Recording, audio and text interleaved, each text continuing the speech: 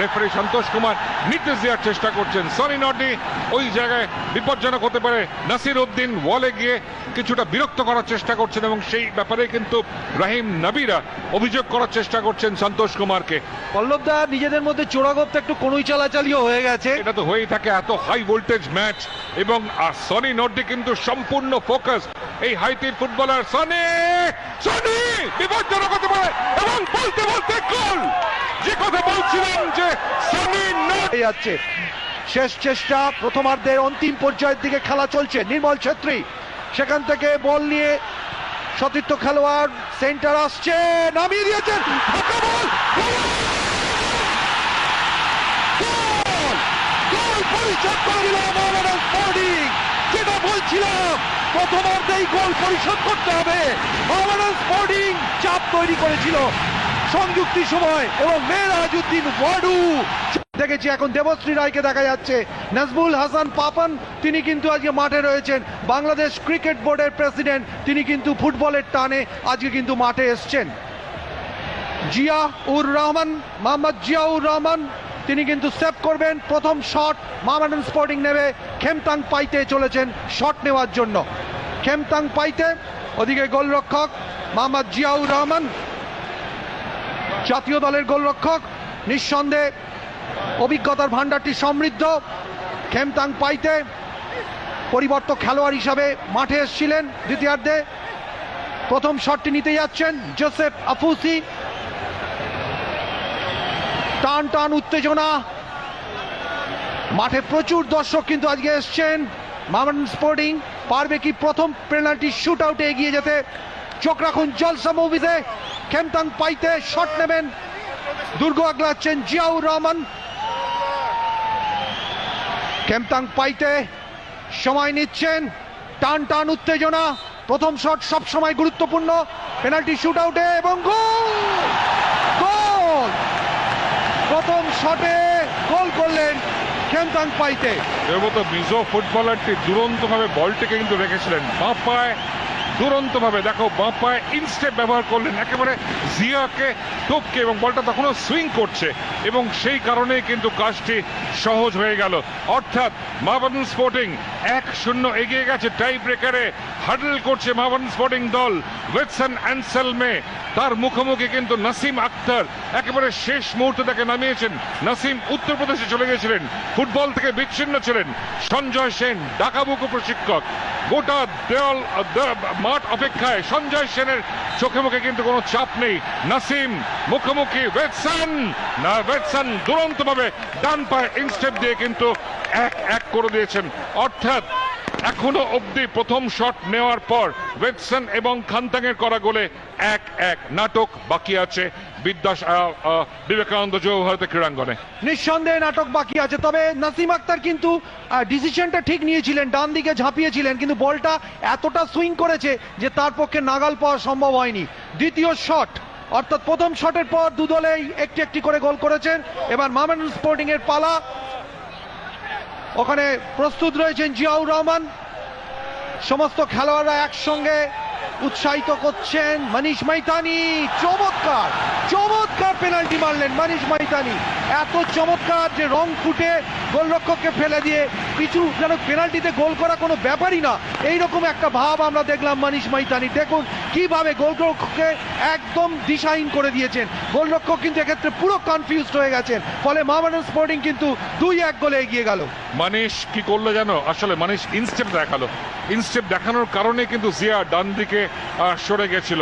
এই মুহূর্তে শেখ জামাল ধানমন্ডি কিছুটা চাপের মধ্যে এবং নাসির যিনি জাতীয় দলের স্টপ গ্যাপ অধিনায়ক সহ অধিনায়ক ছিলেন, নাসিরের মুখোমুখি ওয়াসিম। নাসির কি করবেন? 2-2 করতে পারবেন নাকি 2-1 হয়ে যাবে? নাসির এবং চমৎকার প্লেসমেন্ট, তিনিও একইভাবে মানিশের মতোই ইনস্টেপ দেখিয়ে একেবারে নাসিমের বাদিক দিয়ে প্লেস করে দিলেন এবং সেই কারণেই দ্বিতীয় শটটির পরে 2-2 কেউই কোনো মিস করেনি। নাসির দুরন্ত ইনস্টেপটি পুশ করলেন এবং নাসিম চলে এসেছিলেন ডান দিকে।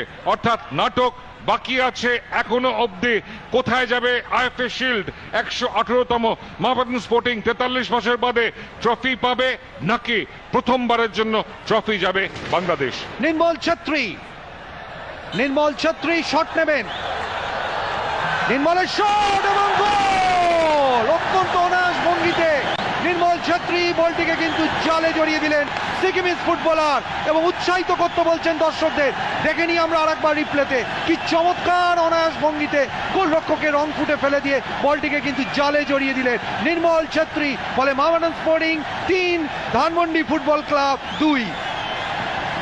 দেবব্রত আলী আমিসু পরিবর্তক খেলোয়াড়, তিনি যাচ্ছেন। আলী আমিসুর শরীরী ভাষা কিন্তু খুব ভালো লাগছে না আমার। সঞ্জয় সেন একেবারে নিরুদ্বেগ এবং প্রস্তুত কিন্তু নাসিম আক্তার হাডল করছেন শেখ জামাল ধানমন্ডির মাঠে উপস্থিত প্রায় 60-70 হাজার দর্শক, তারা চাইছেন ট্রফি। আমার কিন্তু এখনো অবধি দেখে মনে হচ্ছে আলী আমিসু অনেকটা চাপের মধ্যে আছেন। নাসিমও প্রস্তুত, আমিসু প্রস্তুত। আমিসু 1, 2, 3 স্টেপ নিয়েছেন, তিনি শট নেবেন। আমিসু বলে মেরেছেন, যে কথা বলেছিলাম তোমাকে দেবব্রত, শরীরী ভাষা কিন্তু বলে দিচ্ছে আলী আমিসু ফোকাস নন। নিঃসন্দেহে এক্ষেত্রে কিন্তু অ্যাডভান্টেজ মোহামেডান স্পোর্টিং। বল কিন্তু বারের ওপর দিয়ে উড়িয়ে দিলেন আলী আমিসু। পরিবর্তক খেলোয়াড় হিসাবে নামার আগে বেশ কিছুক্ষণ সময় তাকে কিন্তু বাইরে থাকতে হয়েছিল। কনসেন্ট্রেশন যে তার কিছুটা ল্যাক করেছিল শট মারার ক্ষেত্রে, কিন্তু সেটাই কিন্তু বোঝা যাচ্ছে। যাই হোক, এই মুহূর্তে অ্যাডভান্টেজ মোহামেডান স্পোর্টিং। তৃতীয় শটে কিন্তু গোল পায়নি ধানমন্ডি ক্লাব। চতুর্থ শট, এই শটটি কিন্তু অত্যন্ত গুরুত্বপূর্ণ। জসিমার চলেছেন শটটি নেওয়ার জন্য।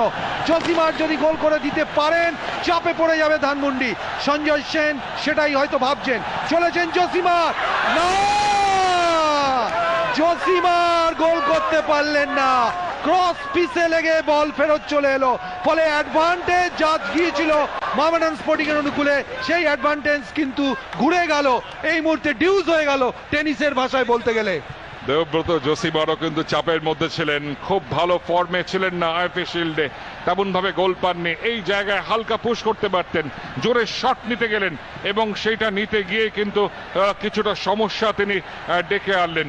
নাসির ওই জায়গায় পৌঁছে গেছেন, মাঠে উপস্থিত অসংখ্য দর্শক। নাসিম কি করবেন, এই জায়গায় বাঁচাতে পারলে কিন্তু ম্যাচ চলে আসবে। মোহাম্মদ ইয়ামিন প্রস্তুত, ইয়াসিন খান তিনি শটটি নেবেন। নাসিম তার পাস দিয়ে প্লেস করে দিয়েছেন, অর্থাৎ এখন এই ইয়াসিনের শটের পর 3-3 মোহামেডান স্পোর্টিং কিছুটা চাপে পড়ে গেল। ডান পায়ে ইনস্টেপ চমৎকার নাসিমের বাদিক দিয়ে 3-3 হয়ে গেল, অর্থাৎ শেখ জামাল ধানমন্ডি এবং মোহামেডান স্পোর্টিং পরিভাষায় বলতে গেলে অন ইভেন কিল। দেখা যাক, একই জায়গায় দাঁড়িয়ে রয়েছে পঞ্চম শট। রাহিম নবী চলেছেন, দর্শকরা টেন্স, প্রচন্ড টেন্স রয়েছেন, ইষ্ট দেবতাকে ডাকছেন, ঈশ্বরকে ডাকছেন।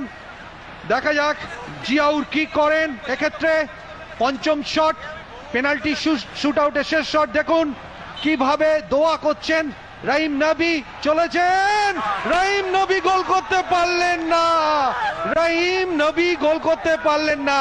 আফুসিন খুব খুশি, তবে তাকে কিন্তু পঞ্চম শটে তাদের কিন্তু গোলটা করতে হবে, তাহলে কিন্তু আইএফএ শিল্ডের ইতিহাসে এই প্রথমবার বাংলাদেশের কোন দল আইএফএ শিল্ড নিয়ে চলে যাবে। সেই সঙ্গে পল্লবদা, মোহনবাগান, ইস্ট বেঙ্গল, মোহামেডান স্পোর্টিং 3 বড় শক্তি পরাজয়ের ভ্রুকুটির সামনে দাঁড়িয়ে মোহামেডান স্পোর্টিং কে হারালে সেই বৃত্ত যেন কমপ্লিট হবে। দেবব্রত, এটা কখনো হয়নি, আইএফএ শিল্ডের ইতিহাসে হয়নি, ভারতীয় ফুটবলের ইতিহাসে হয়নি। ইতিহাস তৈরির মুখে শেখ জামাল ধানমন্ডি 17 কোটি বাংলাদেশি তাকিয়ে আছেন এই শটটির দিকে। ঢাকায় স্থানীয় সময় 9:15 এবং চমৎকারভাবে সেভ করেছেন নাসিম আক্তার। কিছু করার ছিল না, মোহাম্মদ লিঙ্কন শটটি নেওয়ার জন্য গেলেন, কিন্তু কোনো মতে নাসিম বাদিকে ঝাঁপিয়ে পড়ে কিন্তু মোহামেডান স্পোর্টিংকে ম্যাচের মধ্যে ফেরত নিয়ে এসছেন। তুরন্ত সেভ বলতে পারা যায়, হালকাভাবে শট, একই দিকে শট, ভেরিয়েশন কিন্তু হচ্ছে না দেবব্রত, প্রত্যেকেই গোলরক্ষকের বাদিক দিয়ে শট মারছেন। সাডেন ডেতে খেলা ঢুকে গেল, টাই ব্রেকারে ফলাফল 3-3। আসলে ইষ্ট দেবতা শেষ পর্যন্ত কাকে সন্তুষ্ট করেন, ভাগ্য কার দিকে যায়। টান টান উত্তেজনা, উত্তেজনায় থরথর করে কাঁপছে যুব ভারতী ক্রীড়াঙ্গন। ভারত বাংলাদেশের লড়াই শেষ পর্যন্ত ফুটবলে কে পাবে? মেরাজউদ্দিন ওয়াডু গোল। সাডেন ডেতে অ্যাডভান্টেজ মোহামেডান স্পোর্টিং। উৎসাহিত করতে বলছেন মেরাজউদ্দিন ওয়াডু। অর্থাৎ সাডেন ডেতে কোনো দল যদি একবার মিস করে তাহলে সেখানেই কিন্তু খেলা শেষ হয়ে যাবে। এই মুহূর্তে চাপে কিন্তু ধানমন্ডি। অবশ্যই দেবব্রত, কি হবে? ট্রফিকে প্রথমবারের জন্য বাংলাদেশে যাবে। ম্যাচের মধ্যে ফেরত আনতে পারেন দিদারুল হক। দিদারুল এখনো জাতীয় দলের সিনিয়র দলের জার্সি পরেননি। প্রার্থনা করছেন জোসেফ আফুসি, সহকারী প্রশিক্ষক, গোলরক্ষক প্রশিক্ষক, প্রত্যেকেই তৈরি। মোসাফল বাদল, সবাই প্রস্তুত। সঞ্জয় সেন কিন্তু নিরুদ্বেগ একেবারে। দিদারুল, নাসিম